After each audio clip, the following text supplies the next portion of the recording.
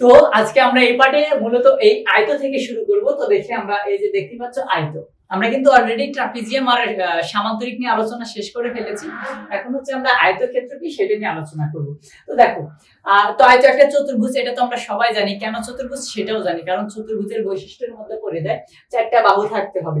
এবং সবথেকে মজার চতুর্ভুজগুলোর মধ্যে আয়ত আর বর্গ হচ্ছে সবথেকে মজার এবং ইন্টারেস্টিং বিষয়। তো দেখো, যে চতুর্ভুজের প্রত্যেকটি কোণ সমকোণ তাকে আয়ত বলে। বর্গেরও আবার চারটা কোণই সমকোণ হবে, তবে দুইটা শেষ করার পর আমরা পার্থক্য করে করব। আয়তক্ষেত্রের প্রত্যেকটি কোণ সমকোণ মানে 90 ডিগ্রি, আবার এর বিপরীত বাহুদ্বয় পরস্পর সমান। বুঝতে পেরেছো? বিপরীত বাহুদ্বয় পরস্পর সমান, তার মানে এই বাহুর বিপরীত হচ্ছে এইটা, এই বাহুর বিপরীত হচ্ছে এইটা। খেয়াল করো, তাহলে এই যে বিপরীত বাহুগুলো পরস্পর সমান হবে তখন, এবং প্রত্যেকটা কোণ 90 ডিগ্রি, এটাও 90 এটাও 90, কোনো একটা যদি 89 বা 91 হয় তাহলে কিন্তু সেটা কি থাকবে না, সেটা কোনোদিনই আয়ত থাকবে না। তাহলে এতটুকু ক্লিয়ার। আয়তের কয়টা বাহু থাকে? চারটা বাহু। এই চারটা চারপাশে বাহু থাকে, কোণ থাকে কয়টা? চারটা। চার বাহুতে চারটা শীর্ষবিন্দু, চারটা কোণ থাকে, এবং প্রত্যেকটা কোণের মান কত? 90 ডিগ্রি। তাহলে পুরো আয়তক্ষেত্রের কোণের সমষ্টি কত? 360 ডিগ্রি। 360 ডিগ্রি। আশা করি এতটুকু ক্লিয়ার। এরপর দেখো আয়তক্ষেত্রের সূত্রগুলো দেওয়া আছে, যে আয়তক্ষেত্রের সূত্র আমরা কিভাবে এর ভ্যালু গুলো বের করব বা নির্ণয় করব। যে দেখো, এখানে আয়তক্ষেত্রের পরিসীমা ফার্স্ট, আমরা তো একদম শর্ট টেকনিক তোমাকে দেখিয়েছি। পরিসীমা মানে তুমি চার পাশের বাহুগুলোর যোগফল বের করবা। সাপোজ এটাকে আমরা কি দিলাম? এ দিলাম, এটাকে বি দিলাম, এটাকে সি দিলাম, এটাকে ডি দিলাম। এখন যেহেতু এটাও যতখানি এটাও ততখানি হবে, সো এটাই এ হলে এটাও কিন্তু এ ই হয়ে যাবে। সো এটা যদি বি হয় তাহলে এটাও বি ই হবে। সো তুমি এ আর বি দিয়ে কিন্তু সবগুলোকে বোঝাতে পারো। এখন দেখো এটা তো এ ছিল আমার। তো এই যে এই ত্রিভুজ মানে সরি চতুর্ভুজের অর্থাৎ আয়তক্ষেত্রের পরিসীমা কিভাবে বের করবা? সো আমার চারপাশেরটা যোগফলের কথা ছিল, তার মানে এ প্লাস বি প্লাস হচ্ছে, দেখো খেয়াল করো কি কি হচ্ছে, আবার এ প্লাস হচ্ছে আবার বি। তার মানে দেখো দুইটা এ যোগ দুইটা বি হচ্ছে, কারণ সবগুলো সমান। তার মানে কি পরিসীমা যদি দেখো খেয়াল করো, তুমি যদি দুই কমন নাও এখান থেকে তাহলে কি আসবে? এ প্লাস বি কিন্তু থেকে যাবে। তার মানে এ কে যদি আমরা কি ধরি? প্রস্থ। এ কে ধরলাম প্রস্থ, কারণ দেখো প্রস্থ সবসময় উচ্চতার মতো থাকে, উচ্চতা অথবা প্রস্থ এই জায়গায় কিন্তু দুইটা সেম, উচ্চতাও যা প্রস্থও তাই। এবং এই ভূমি বা এটা কি বলা হচ্ছে? দৈর্ঘ্য, যেটা ভূমি বরাবর সেটাই দৈর্ঘ্য। তাহলে দেখো আমরা কি করতেছি, এই যে 2 ইনটু, খেয়াল করো সূত্রটা কি হচ্ছে? পরিসীমা 2, এখানে আমরা এটা একটু মুছে দিই। এখন তোমরা এটা তো বুঝতে পেরেছো এখানে কি হয়েছে। তাহলে কি হচ্ছে? 2 ইনটু দৈর্ঘ্য, খেয়াল করো দৈর্ঘ্য যোগ হচ্ছে প্রস্থ, নট গুণন। মাঝখানে যদি কেউ গুণন দাও তাহলে কিন্তু ভুল যাবে। এই জায়গায় কোনোদিনও ভুলেও কেউ এই গুণনটা দিও না, তাহলে কিন্তু ভুল হবে। তোমার অপশনে কিন্তু গুণ করে যাই রেজাল্ট আসে সেটাও দেওয়া থাকবে। সো সেটা দেওয়া থাকলে তুমি আবার কি করো না, সঠিক দাগিও না। তুমি তো বাবা আরে রেজাল্ট তো মিলে গেছে এটাই সঠিক, কিন্তু তুমি যে ভুলভাবে করে মিলিয়েছো সেটা তোমার ভুলে ফাঁদে ফেলানোর জন্য দেওয়া আছে, যে তুমি আসলে সঠিকটা জানো কিনা। সো এটা হচ্ছে গুণন। তো এই যে সূত্রটা দেখতে পাচ্ছ এখানে কিন্তু তোমাদের জন্য দেওয়া আছে, যে আয়তক্ষেত্রের পরিসীমা, যে কোনো পরিসীমা মানে চারপাশের যোগফল। এখন আমরা দেখবো যে ক্ষেত্রফল। দেখো ক্ষেত্রফল কি? যে কোনো জিনিসের ক্ষেত্রফল সবসময় সহজে মনে রাখবা, যে কোনো জিনিসের ক্ষেত্রফল সবসময় হচ্ছে ভূমি গুণন উচ্চতা। ভূমি গুণন উচ্চতা, ভূমি গুণন উচ্চতা, এই জিনিসটা হচ্ছে যে কোনো জিনিসের ক্ষেত্রফলের সূত্র। সেটা বিভিন্ন আকৃতিতে উচ্চতা চেঞ্জ হয়ে যায়, তাই ক্ষেত্রফলের সূত্র চেঞ্জ হয়ে যায়। সো ওইভাবে বের করতে হয়। তো দেখো খুব ভালোভাবে খেয়াল করো, এই যে দেখো খেয়াল করো, আমরা যে এইভাবে টান দিলে একটা কিন্তু ত্রিভুজ হয়ে যায়, তাহলে এটা একটা ত্রিভুজ হয়ে গেছে, খেয়াল করো। আর এইদিকে এটা কিন্তু একটা ত্রিভুজ হয়ে গেছে, বোঝা গেল? আমরা ত্রিভুজের ক্ষেত্রফলের সূত্র কি জানি? দেখো আমরা কিন্তু এটা জানতাম, হাফ গুণ হচ্ছে ভূমি। ভূমি মানে এই যে এইটা, দেখো খেয়াল করো ভূমি, এবং আরেকটা কি ছিল? উচ্চতা। উচ্চতা মানে এইটা ছিল উচ্চতা। তাহলে দেখো এই যে ভূমি গুণ উচ্চতা, এখন এটা কিন্তু পুরো আয়তক্ষেত্রের কত? অর্ধেক আছে। তার মানে তুমি পুরো জিনিসটাকে দুই ভাগে ভাগ দিয়ে দাও, তাহলে পুরো আয়তক্ষেত্রের ক্ষেত্রফল পেয়ে যাবা। এখন দুই দিয়ে ভাগ দিলে দেখো কি হয়ে যাবে? এই 2 আর 2 কিন্তু কেটে যাবে, শুধু থাকবে ভূমি গুণন উচ্চতা। তাহলে দেখো ভূমি গুণন উচ্চতা পেলাম, সো সেটাই কিন্তু আয়তক্ষেত্রের ক্ষেত্রফল হয়ে গেল। এই ভূমি গুণন উচ্চতাকে এখানে আলাদা নামে ডাকা হচ্ছে, কি নামে?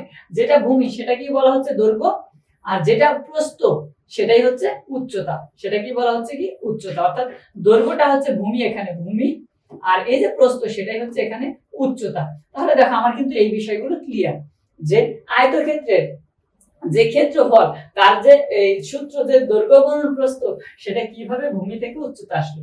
তুমি যে কোনো আয়তক্ষেত্র, রম্বস, ত্রিভুজ, বৃত্ত, বৃত্ত তো আসলে ওইভাবে বলা যায় না।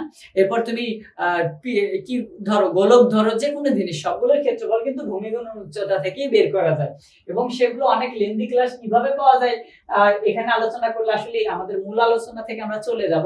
তো তুমি বৃত্ত আর আয়তক্ষেত্র যে দেখালাম এটা এখন বর্গ আসলে বর্গ দেখাবো, কোনো সমস্যা নেই, পেয়ে যাবা। এরপর দেখো আয়তের কর্ণ। এখানে কেন কর্ণ বেশি ফোকাস করবা, কারণ বর্গ আর আয়তর এই কর্ণ থেকে কিন্তু অনেক বেশি কোশ্চেন হয়ে থাকে। সো আয়তক্ষেত্রের কর্ণের দৈর্ঘ্য কিভাবে, কর্ণ কাকে বলে? কর্ণ মানে এই যে তুমি খেয়াল করো, এই যে এই বরাবর টান দিছিলাম মাঝ বরাবর, এটাই হচ্ছে কর্ণ। আবার এই বরাবর টান দাও, এটাও কিন্তু কর্ণ। এখন দেখো আয়তক্ষেত্রের কর্ণ কিন্তু পুরো আয়তক্ষেত্রকে সমান দুই ভাগে ভাগ করে। এই কর্ণের কথা চিন্তা করো, পুরা চতুর্ভুজ আয়তক্ষেত্রটাকে এইরকম দুইটা পার্টিশনে ভাগ করছে, দুই টানের পার্টিশন একটা, তিন টানের পার্টিশন একটা, এবং সমান দুই ভাগে ভাগ করে, এবং কর্ণ দুইটা পরস্পর সমান থাকে। দুটো কি দুইটা করে টানতে দেখালাম, তার মানে আয়তক্ষেত্রের দুটো কর্ণ সবসময় সমান থাকে এবং আয়তক্ষেত্রকে সমান দুই ভাগে ভাগ করে। সেটা এইটা দিলেও যেমন সমান সমান ভাগ হবে, সমান সমান ভাগ হবে, ঠিক এইভাবে টান দিলে এইটাও সমান সমান আলাদা বল, অর্থাৎ এইটা একটা পার্ট, এটা একটা, অথবা এইটা একটা পার্ট, এইটা একটা পার্ট, চারটা পার্টে আলাদা আলাদা সমান, এই চারটা পার্ট আলাদা আলাদা ভাবে সমান হবে। বোঝা গেল? আশা করি যে কর্ণ যে আয়তক্ষেত্রকে সমান দুই ভাগে ভাগ করে মানে সমদ্বিখণ্ডিত করে সেটা তোমরা বুঝতে পেরো।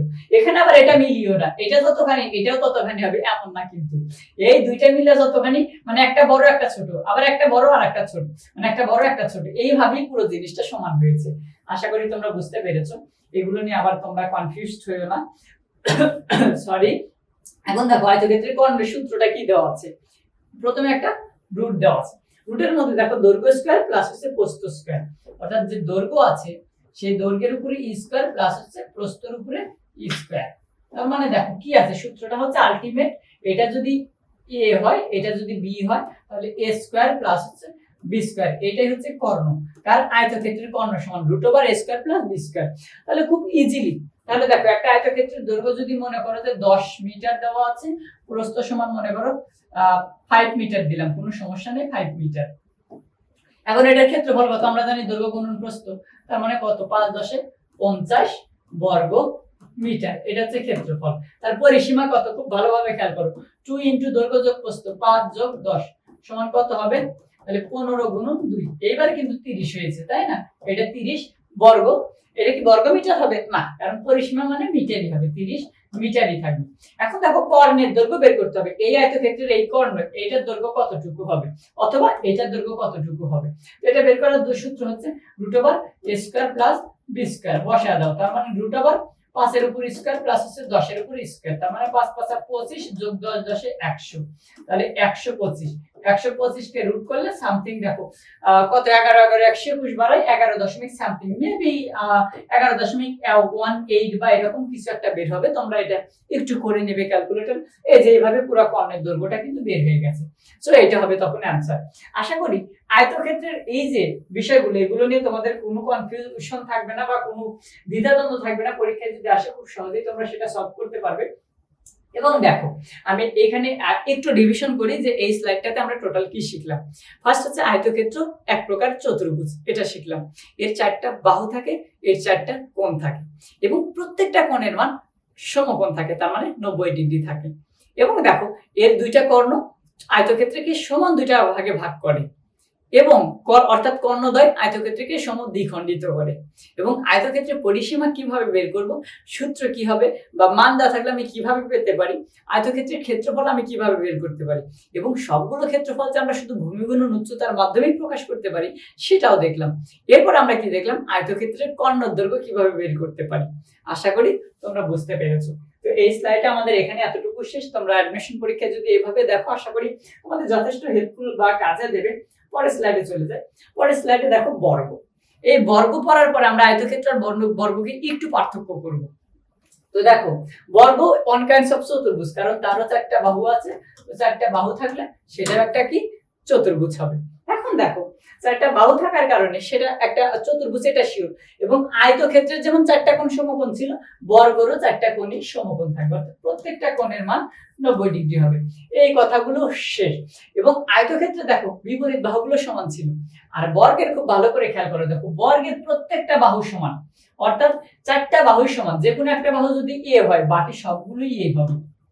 একটা যদি 5 মিটার হয়, বাকি সবগুলোই 5 হবে, বাকি সবগুলোই 5 মিটার হবে। আশা করি তুমি বুঝতে পেরেছো।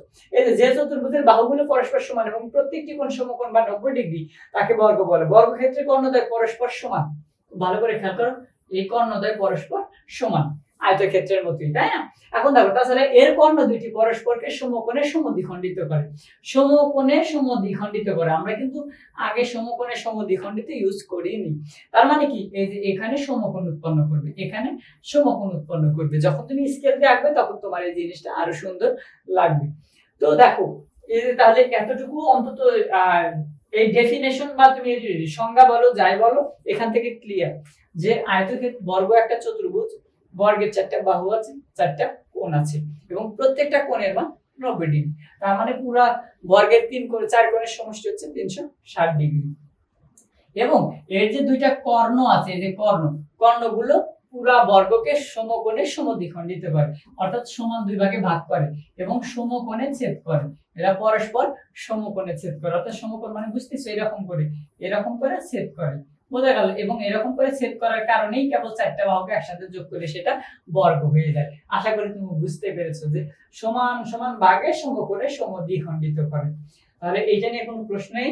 এখন আমরা দেখবো যে বর্গের ক্ষেত্রফল আর পরিসীমার কর্ণ কিভাবে নির্ণয় করা যায়। তো ফার্স্ট কথা হচ্ছে পরিসীমা নিয়ে। পরিসীমা মানে সবসময় আমাদের ওই কথা, প্রত্যেক চারপাশের বাহুগুলোর যোগফল বের করলে আমার পরিসীমা হয়ে যাবে। এখন পরিসীমা আমি কিভাবে বের করতে পারি? দেখো, পরিসীমা বের করার উপায়, একটা বাহুর দৈর্ঘ্য দেওয়া আছে, আমি জানি কি বর্গের সবগুলো বাহু সমান হয়, তার মানে এটাও এ হবে, এটাও এ হবে, এটাও এ হবে। এখন আমি চারপাশের বাহুগুলো যোগ করে দিলেই তো পরিসীমা পাই। তার মানে এ যোগ এ যোগ হচ্ছে এ যোগ হচ্ছে এ, তার মানে কয়টাই আছে? চারটা এ আছে।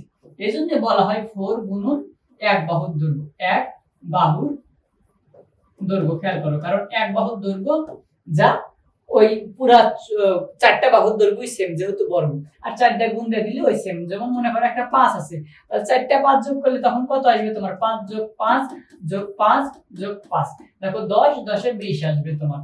ঠিক সেম ভাবে তুমি 4 দিয়ে যদি এক বাহুর দৈর্ঘ্য কত 5 গুণ দিয়ে দাও, 4 5 এ 20 বা 20, এই সেমই आंसर আসবে। সো তোমার কষ্ট করে এত যোগ করার কোনো মানে আসে না, যেহেতু সহজ একটা ফর্মুলা আছে। সো তুমি ফর্মুলার মধ্যে ফেলে দিবে, পরিসীমা কিন্তু চলে আসবে। তাহলে বর্গের এক বাহুর দৈর্ঘ্য a হলে পরিসীমা হচ্ছে 4a। তার মানে এটা যদি a হয় তাহলে পরিসীমা হচ্ছে 4a। এখন দেখো, বর্গক্ষেত্রের ক্ষেত্রফল। ক্ষেত্রফল মানে আমি কি বলেছি, সবসময় ভূমি গুণন উচ্চতা লিখবা। তাহলে তার ভূমি কত? a, আর উচ্চতা কত? a। যেহেতু সবগুলোই শেষ, তাহলে ভূমি গুণন উচ্চতা আমি সবসময় জানি, তাহলে ভূমি গুণন উচ্চতা বসিয়ে দাও, কোনো সমস্যা নেই। তাহলে ভূমি কত? a, উচ্চতা কত? a, দুইটা গুণ করলে a স্কয়ার। a স্কয়ার মানে কি? অবশ্যই বাহু স্কয়ার, যেহেতু বাহু ছিল, তার মানে বাহু স্কয়ার, বাহুর উপরে স্কয়ার। সেটাই হচ্ছে বর্গক্ষেত্রের ক্ষেত্রফল, যেটা তোমরা দেখতেই পাচ্ছ, বাহুর দৈর্ঘ্যের উপর স্কয়ার দেওয়া আছে, বর্গ একক। তো এটা গেল বর্গক্ষেত্রের সূত্রফল, তোমরা খুব ইজিলি বের করতে পারো। যেমন মনে করো এখানে যদি 5 দেওয়া থাকে, সো ক্ষেত্রফল কত হবে? 5 এর উপরে স্কয়ার, তার মানে 5 5 25 বর্গ একক। বর্গ একক মানে যদি মিটার থাকতো তাহলে বর্গ মিটার। এবার খেয়াল করো, এবার বর্গক্ষেত্রের কর্ণের দৈর্ঘ্য কি? বর্গক্ষেত্রের কর্ণের দৈর্ঘ্য তুমি কিভাবে নির্ণয় করবে? দেখো, কর্ণের দৈর্ঘ্য বের করার সূত্র হচ্ছে বাহুর দৈর্ঘ্য। খেয়াল করো, √2 গুণন বাহুর দৈর্ঘ্য, অর্থাৎ √2a। খেয়াল করো, এটা হচ্ছে বর্গের কর্ণের দৈর্ঘ্য। তার মানে এ যদি 5 হয় তাহলে √2 এই দুটোকে তুমি একসাথে করে দাও, হয়ে যাবে বর্গের কর্ণ। একসাথে গুণ করে দিলে কিছু সামথিং আসবে, 5 দুগুণে 10 তো হবেই, প্লাস হচ্ছে আরো 10 হবে না, কারণ √2 এর মান √2 থেকে কম হবে। সো এই সূত্রগুলো যদি তুমি মনে রাখো, পরীক্ষায় তোমার বেসিক অপশন কিন্তু কর্ণ থাকলে এভাবেই থাকবে, যে তার কর্ণের মান কত? এই √5, অর্থাৎ 5 হচ্ছে বর্গের এক বাহুর দৈর্ঘ্য। এভাবে যে কোনো ভ্যালু দেওয়া থাকবে, তুমি যদি এই ভ্যালু গুলো দেওয়া তো থাকবে, তুমি শুধু সূত্রটা জানা থাকলে তুমি খুব ইজিলি কিন্তু মান বের করতে পারবে। এখন দেখো, আমরা যদি একটু ডিফাইন করি এখানে বর্গ আর আয়তটা, তাহলে আয়তগুলোকে আমরা এইভাবে এইভাবে যদি একটু নিয়ে আসি, দেখো খেয়াল করো, দেখো আয়তর ছিল বিপরীত বাহুগুলো সমান্তরাল, বিপরীত বাহুগুলো সমান সমান, আর বর্গের 4টা বাহু সমান, এখানে 4টি বাহু সমান, খেয়াল করো 4টা বাহু সমান, আর এখানে 2টি করে বাহু সমান, 2টি করে বাহু সমান, খুব ভালো করে খেয়াল করো, 2টা করে বাহু সমান, আর ওখানে 4টা বাহু সমান ছিল। এখানে প্রত্যেকটা কোণ সমকোণ, এখানেও প্রত্যেকটা কোণ সমকোণ, খুব ভালো কথা। এবং দেখো এখানে কোণগুলো খুব ভালো করে খেয়াল করো, এরা কিন্তু সমকোণে ছেদ করে না, কিন্তু এই কর্ণগুলো কিন্তু বর্গের কর্ণগুলো পরস্পর সমকোণে ছেদ করে, অর্থাৎ সমকোণে সমদ্বিখণ্ডিত করে। এখানে শুধু সমদ্বিখণ্ডিত করে, নট সমকোণে। এই যে এই পার্থক্যগুলো একটু মনে রাখলে পরীক্ষা অনেক সময় এসে যায়, যে একটা কর্ণ আয়তক্ষেত্রকে কিভাবে ভাগ করে, বর্গকে কিভাবে ভাগ করে, এই পার্থক্য আকারে যদি একটু পড়তে পারো আশা করি তোমাদের ভালো লাগবে এবং তোমরা খুব সহজে জটিল জটিল প্রশ্নগুলোর অ্যান্সার দিতে পারবে। তাছাড়া ওইটারও 4টা কোণের যোগফল 360, এটাও 360 ডিগ্রি। তো আমরা এখন পরে চলে যাব, দেখবো তোমাদের জন্য পরে কি রাখা আছে। তো দেখতেই পাচ্ছ পরে তোমাদের জন্য জটিল চতুর্ভুজ দেখানো আছে। আমরা কিন্তু শুরুতেই চতুর্ভুজের টাইপের মধ্যে দেখেছিলাম। তো জটিল চতুর্ভুজের দেখো, চতুর্ভুজের একটি বাহু অন্য বাহুর ছেদক হলে, অর্থাৎ একটা বাহু অন্য একটা বাহুর ছেদ করতে হবে, তবেই কেবল জটিল চতুর্ভুজ হবে। দেখো এই একটা চতুর্ভুজের বাহু এই যে আর একটা বাহু তাকে ছেদ করে চলে গেছে, বোঝা গেল, তারপরে সেখানে সেটাকে চতুর্ভুজ হিসেবে গণ্য করা হয়েছে। তো এইটা তোমাদের অনেক দিক ঘুটে মনে হতে পারে যে এইখানে একটা বাহু, এই যে এই একটা বাহু, এই একটা বাহু, খেয়াল করো, আর এই যে আর একটা বাহু, খেয়াল করো। তো এই যে দেখে মনে হবে 1 2 3 4 5 6টা বাহু আছে, কিন্তু না, এই পুরোটাই একটা বাহু, এই পুরোটাই একটা বাহু। কয়টা গেল? 2টা, এই একটা, এই একটা, 2টা 2টা 4টা। তো 4টা বাহু হলে তাকে চতুর্ভুজ বলা হয়। এজন্য এই জটিল আকৃতির মধ্যে ফেলেও সেটাকে বলা হচ্ছে জটিল চতুর্ভুজ। কারণ কি? এই একটা কন্ডিশন সে ফলো করেছে। এইটাই হচ্ছে জটিল চতুর্ভুজ হওয়ার শর্ত, যে একটা বাহু যদি আরেকটা বাহুকে ছেদ করে তবেই তখন তাকে কি বলা হবে? জটিল চতুর্ভুজ বলা হবে। আশা করি এই জিনিসটা নিয়ে তোমাদের কোনো প্রবলেম থাকবে না। জটিল চতুর্ভুজ কাকে বলা হচ্ছে, জটিল চতুর্ভুজ কি। এখন দেখো এইখানে নিচে কিছু কথা বলা আছে। জটিল চতুর্ভুজের একটি বাহু আরেকটি বাহুকে ছেদ করে, ভালো কথা। এই চতুর্ভুজটিকে ক্রস চতুর্ভুজ নামেও ডাকা হয়, অর্থাৎ এই চতুর্ভুজটাকে ক্রস নামেও ডাকা হয়। দেখো কারণ এই যে ক্রস চিহ্ন কিন্তু এরকমই থাকে, গুণন আকারে বা এক্স, বড় হাতের এক্স অক্ষরের মতো। এখন শুধু এখানে টেনে যোগ করে দেওয়া হয়েছে, তাই অনেকটা যে হারিকেনের মতো, বা ওই যে আগের যুগে আগে যখন টাইম গণনা করা হতো, বালু রেখে বা পানি রেখে এরকম উল্টো করে দিত, ফোটায় ফোটায় পড়তো, এবং সবগুলো পড়ে গেলে কত ঘন্টা শেষ হয়ে যাবে এটা কিন্তু এভাবে কাউন্ট করা হতো। তো অনেকটা ওই রকমের ঘড়ি দেখা যাচ্ছে। তো যাই হোক, এজন্য এই জটিল চতুর্ভুজের আরেক নাম কি? ক্রস চতুর্ভুজ নামে অভিহিত করা হয়। জটিল চতুর্ভুজের 2টি অন্তস্থ কোণ সূক্ষ্মকোণ এবং 2টি অন্তস্থ কোণ পরস্পর প্রবিদ্ধ কোণ হয়। দেখো 2টা কোণ সূক্ষ্মকোণ আর 2টা কোণ প্রবিদ্ধ কোণ হয়, খুব ভালো করে খেয়াল করো। এই কোণগুলো যদি সূক্ষ্মকোণ হয়, খেয়াল করো, তাহলে এই যে এই কোণগুলো সবসময় প্রবিদ্ধ কোণ হবে, এই কোণগুলো সবসময় প্রবিদ্ধ কোণ হবে। তাহলে 2টা কোণ যদি সূক্ষ্মকোণ হয়, বাকি 2টা কোণ প্রবিদ্ধ। প্রবিদ্ধ কোণ মানে কি মনে আছে তো? প্রবিদ্ধ কোণ মানে অবশ্যই এই যে খেয়াল করো, এই পর্যন্ত ছিল হচ্ছে স্থূল কোণ, এর নিচে চলে এলে তার মানে 180 ডিগ্রি থেকে বড়, অর্থাৎ এই কোণটা যদি প্রবিদ্ধ কোণ হয় সেটা অবশ্যই 180 ডিগ্রি থেকে বড় হবে, কিন্তু 360 থেকে ছোট হবে। দেখো 360 ডিগ্রি থেকে ছোট হবে, 360 ডিগ্রি থেকে ছোট হবে, তখন এই কোণটাকে বলা হবে প্রবিদ্ধ কোণ। এটা কিন্তু আমরা প্রথম লেকচারে শেষ করে ফেলেছি। তো এই রকম হবে 2টা কোণ। একটা জটিল চতুর্ভুজে কয়টা প্রবিদ্ধ কোণ থাকে? 2টা। আর সূক্ষ্মকোণ কয়টা থাকে? 2টা।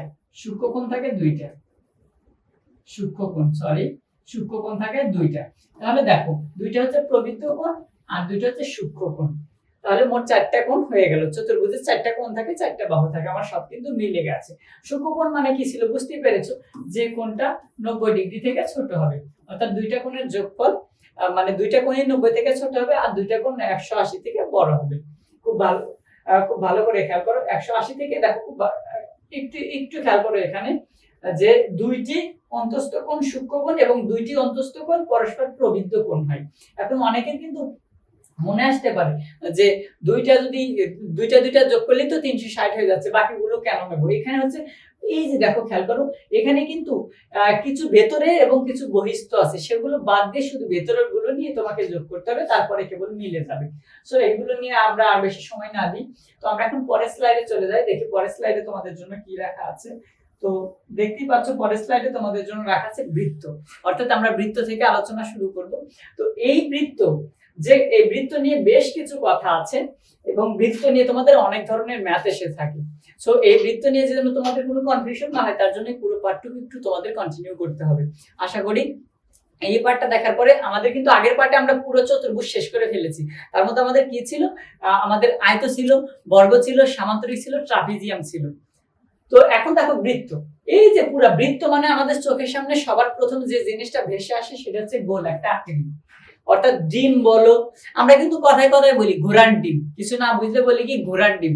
আসলে দেখো পৃথিবীতে এটা কিন্তু একটা ধাঁধা আছে যে এমন কিছু নেই কিন্তু মানুষের মুখে মুখে আছে, এমন কি জিনিস যা ছিল না এবং নেই এবং থাকবেও না কিন্তু মুখে মুখে আছে, সেটা হচ্ছে ঘোড়ার ডিম, তাই না? তো এই যে ডিম, ডিমের কথা, এই ডিম বললেও কিন্তু আমরা এইরকম একটা আকৃতি বুঝি। তো এই আকৃতিটা অনেকটা বৃত্তাকার, নট বৃত্ত। এবং পৃথিবীর আকৃতি পড়ার সময় আমরা পড়েছি ছোটবেলায় কমলা লেবুর মতো, কমলা লেবুর মতো। এবং কমলা লেবু কেমন দেখতে হয় একটু খেয়াল করো, আমরা যদি এরকম করে আঁকি, খুব ভালো করে খেয়াল করো, এই যে মাঝখানে কিন্তু এইখানে আর এই যে নিচের দিকে একটু এরকম চ্যাপটা এরকম থাকে আপেলের মতো ধরো। এই যে দেখো দুই মাথা কিন্তু একটু ভেতরের দিকে থাকে। তো এই জিনিসটা কিন্তু একদম সুষম বৃত্ত হয়নি। সো পৃথিবী কিন্তু বৃত্তাকার না। সো বৃত্ত কি তাহলে? বৃত্ত হচ্ছে তুমি একটা একটা দূরত্ব নিছাও, এই দূরত্বটা মেইনটেইন করে চারপাশে সেম ভাবে আঁকতে হবে, এখানেও ততখানি, এখানেও ততখানি, এখানেও ততখানি, তবেই কেবল তাকে বৃত্ত বলা হবে। অর্থাৎ বৃত্ত সবসময় গোলাকার হবে, এটা ঠিক, গোলাকার হবে, গোলাকার না হলে সেটা কোনোদিন বৃত্ত হবে না। যদি তুমি ডাম্বেল আকার দাও তাহলে সেটা বৃত্ত হবে না, কোনোদিনও না। তুমি যদি এই ত্রিভুজ আকারে দাও সেটা কোনোদিন বৃত্ত হবে না। কারণ একটা ত্রিভুজকে তুমি একটা বৃত্তের মধ্যে ফেলতে পারো, কিন্তু সেটা কখনো বৃত্ত হবে না। এখন একটা বৃত্তের দেখো কি কি থাকে, এই যে বলতেছি যেটাকে কেন্দ্র করে তুমি আঁকতেছো, এই যে এখানে একটা বিন্দু আছে সেটাকে বলা হয় কেন্দ্রবিন্দু। এটাকে কি বলা হয়? কেন্দ্রবিন্দু। দেখো এখানে লেখাই আছে। আর এই কেন্দ্র থেকে বৃত্তের একদম প্রান্ত পর্যন্ত যে স্পর্শক আঁকলা, এটাকে বলা হচ্ছে ব্যাসার্ধ। খুব ভালোভাবে খেয়াল করো, এই দুইটা পয়েন্ট যখন তুমি বুঝবা তখন তুমি যে কোনো আকৃতির বৃত্ত তৈরি করতে পারবা।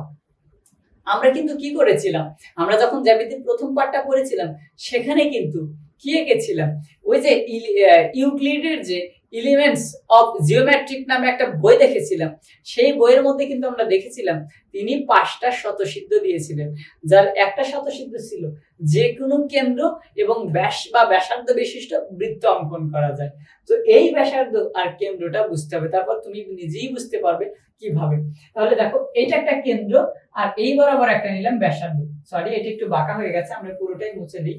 মনে করো বৃত্তের মধ্যেই আমরা আর একটা বৃত্ত হবে, তো এইটা নিলাম কেন্দ্র আর এতটুকু নিলাম ব্যাসার্ধ।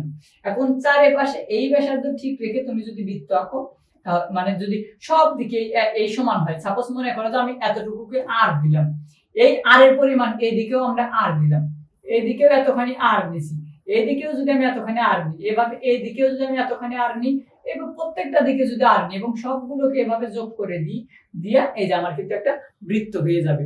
অর্থাৎ একটা বৃত্তের কেন্দ্র থেকে এই চারপাশের প্রান্ত পর্যন্ত তুমি যতগুলো দূরত্ব টানতে পারো, যত খুশি, যেদিকে, শুধু সোজা নট বাঁকা, এই যে এইভাবে ঘুরে ঘুরে টানা যাবে না, কিন্তু ঘুরে ঘুরে টানলে হবে না, ঘুরে ঘুরে টানলে কিন্তু হবে না, একদম সোজা সোজা লম্ব টানতে হবে। এই যে এভাবে যতগুলো টানতে পারো সবগুলোকে বলা হবে ব্যাসার্ধ।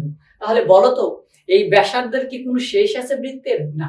একটা বৃত্তের কতগুলো ব্যাসার্ধ থাকতে পারে? অসংখ্য ব্যাসার্ধ থাকতে পারে, অসংখ্য। কারণ তুমি ব্যাসার্ধ টেনে শেষ করতে পারবে না, এরকম তুমি যত টানতে পারো এখানে যত, সবগুলো হবে ব্যাসার্ধ। শুধু শর্ত কয়টা? দুইটা। একটা এই কেন্দ্র থেকে যেতে হবে আর একটা এই মাথার প্রান্ত পর্যন্তই যেতে হবে, তা না হলে হবে না। মাঝপথে গিয়ে ছেড়ে দিলে সেটা ব্যাসার্ধ হবে না। তাহলে এতটুকু ক্লিয়ার। ব্যাসার্ধকে কি দিয়ে প্রকাশ করে? ব্যাসার্ধকে সবসময় আর দিয়ে প্রকাশ করে। তাহলে আমরা যখন বৃত্তের কোনো মান করব তখন এই ব্যাসার্ধকে কি দিয়ে প্রকাশ করব? আর দিয়ে প্রকাশ করব। এখন দেখো ব্যাস, ব্যাস কি এই জিনিসটা আমাকে বুঝতে হবে। এই ব্যাসটা যখন বোঝা হবে তখন আমি খুব সহজে সূত্রে চলে যাব। ব্যাস হচ্ছে এই বরাবর পুরো টানতে হবে, অর্থাৎ একটা বৃত্তের কেন্দ্র দিয়ে এক মাথা থেকে আর এক মাথা পর্যন্ত যেতে হবে তোমাকে। অর্থাৎ বৃত্তের এক প্রান্ত থেকে অপোজিট বিপরীত পাশের আর এক প্রান্ত, সেটা অবশ্যই কেন্দ্র দিয়ে যেতে হবে। যদি কেন্দ্র দিয়ে না যায় তাহলে ব্যাস হবে না। সেটা তুমি এখান দিয়েই দাও, এখান দিয়েই দাও, কোনো সমস্যা নেই, তবে কন্ডিশন হচ্ছে কেন্দ্র দিয়ে যেতে হবে। যদি এই দিক দিয়ে দাও, দুইটা প্রান্তই তো গেছে, তাহলে হবে না, এটা কিন্তু হবে না। সো ব্যাসেরও কন্ডিশন দুইটাই, একটা কেন্দ্র দিয়ে যেতে হবে আর একটা হচ্ছে এক প্রান্ত থেকে ঠিক তার বিপরীত প্রান্তে যেতে হবে, সোজা সরল রেখা। তাহলে দেখো এই জিনিসটা আসলে কি হচ্ছে, ব্যাসটা আসলে কি হচ্ছে, তুমি যে কোনো একটা জিনিস নাও, কল্পনা করো এটা তো আর পরিমাণ ছিল, তাহলে এই দিকে যদি আমি এটা টানি, এটাও কিন্তু একটা আর পরিমাণ। তার মানে ব্যাস হচ্ছে একটা আর যোগ আর একটা আর। দেখো খেয়াল করো, দুইটা আর এর সমান একটা ব্যাস, তার মানে 2r। তাহলে দেখো ব্যাস হচ্ছে ব্যাসার্ধের দ্বিগুণ। ব্যাসার্ধ যদি আর হয়, ব্যাস হচ্ছে 2r, তার মানে ব্যাসার্ধের দ্বিগুণ। তাহলে ব্যাসার্ধ কি, তাহলে ব্যাসার্ধ কি খেয়াল করো, দুইটা ব্যাসার্ধ হচ্ছে, খেয়াল করো ব্যাসার্ধ হচ্ছে কি, ব্যাসের অর্ধেক, দুইটা ভাগ দাও তাহলে দুই দিয়ে কাটাতে 8 থাকে, এই যে এটা হচ্ছে 8। তাহলে ব্যাস হচ্ছে ব্যাসার্ধের দ্বিগুণ আর ব্যাসার্ধ হচ্ছে ব্যাসের অর্ধেক। আশা করি বিষয়টা ক্লিয়ার। এখন আমরা দেখব জ্যা, দেখি জ্যা নিয়ে আমাদের পরে কোনো আলোচনা আছে কিনা, না হলে আমরা হ্যাঁ বৃত্তচাপ, বৃত্তাংশ এবং না নাই, তাহলে আমরা জ্যা নিয়ে এখানে একটু আলোচনা করে ফেলি। এখন জ্যা কাকে বলে দেখো, জ্যা হচ্ছে তুমি যে কোনো প্রান্ত দিয়ে টানবে, তোমার এটা একদম কেন্দ্র দিয়ে যেতে হবে এটা ফিক্সড না, তুমি এইখান থেকে এইখানেও যেতে পারো, তুমি চাইলে এই দিক থেকে এই দিকেও খুশি, যে দিক খুশি যেতে পারো। এই যে বৃত্তের এক প্রান্ত থেকে আর এক প্রান্তে যাচ্ছ, নট সেন্টার দিয়ে যাচ্ছ, সেন্টার দিয়ে যেতে হবে এটা কোনো কন্ডিশন না, যে কোনো এক প্রান্ত থেকে আরেক প্রান্ত দিয়ে গেলে সেটাকে তখন বলা হচ্ছে জ্যা, এটাকে বলা হচ্ছে জ্যা। কিন্তু তুমি যদি এই সেন্টার দিয়ে যাও, সেন্টার দিয়ে কেন্দ্র দিয়ে যাও, তখন সেটাও কিন্তু জ্যা, এটা ওয়ান কাইন্ডস অফ জ্যা। কিন্তু এই জ্যাটা হচ্ছে বৃত্তের সব থেকে বড় জ্যা, যেটাকে আমরা কি বলতেছি, ব্যাস বলতেছি, ব্যাস। তাহলে ব্যাস হচ্ছে বৃত্তের সব থেকে বড় জ্যা। যদি কোশ্চেন আছে বৃত্তের সব থেকে বড় জ্যা কোনটা, ব্যাস। ব্যাস বৃত্তের কি বলা হয়, সব থেকে বড় জ্যা, এবং বাকি জ্যাগুলো ব্যাস থেকে সবসময় ছোট হবে। আশা করি এই, তাহলে তুমি দেখো যদি কেমিস্ট্রি বা ধর্ম, ফিজিক্স তুমি যেটাই বলো, তার মানে দেখো যে ব্যাস, ব্যাস কিন্তু কি হবে, জ্যা হবে। সব ব্যাস জ্যা, সব ব্যাস জ্যা, কিন্তু সব জ্যা কি নয়, সব জ্যা ব্যাস নয়। খেয়াল করো, ব্যাস নয়, খেয়াল করো। ঠিক সেম ভাবে তুমি পড়েছিলা যে সকল ক্ষারক ক্ষার, কিন্তু সব ক্ষার ক্ষারক না। তুমি কিন্তু আরো পড়েছো যে সকল নবী, সকল রাসূল নবী, কিন্তু সব নবী রাসূল না। তুমি আরো পড়েছো, যদি ফিজিক্সের স্টুডেন্ট হও তুমি দেখবা কি পড়ো, সকল পরবশ অনুনাদ, কিন্তু সব অনুনাদ পরবশ নাই। সকল হারমোনিক তোমার হচ্ছে অনুনাদ কম্পাঙ্ক, এরকম তুমি আরো অনেক আছে, বলতে গেলে আসলে আমার আলোচনার বাইরে চলে যাব। তারপরে তুমি শিলাকান্ত, উভচর প্রাণী, ব্যাং, এখানেও পড়ছো সব শিলাকান্ত উভচর, কিন্তু সব উভচর শিলাকান্ত না, এরকম অনেক আছে। মহাকর্ষর অভিকর্ষ নিয়েও আছে, যে তুমি সব অভিকর্ষ মহাকর্ষ ফেলতে পারো, কিন্তু সব মহাকর্ষ অভিকর্ষ না, এরকম অনেক মিল আছে। সো আশা করি এতটুকু বিষয় ক্লিয়ার। ব্যাসার্ধ কি, ব্যাসার্ধ কি, কেন্দ্র কি, ব্যাস কি এবং জ্যা কি, এই কয়টা বিষয় কিন্তু আশা করি যে বৃত্তের মধ্যে এই পয়েন্টগুলো শেষ। এরপরে আমরা দেখব হচ্ছে বৃত্তের পরিধি কাকে বলে, ক্ষেত্রফল কাকে বলে, এবং এর সাথে রিলেটেড আরো বেশ কিছু বিষয়। তো পরে আমরা দেখা করছি এই বিষয়গুলো নিয়ে।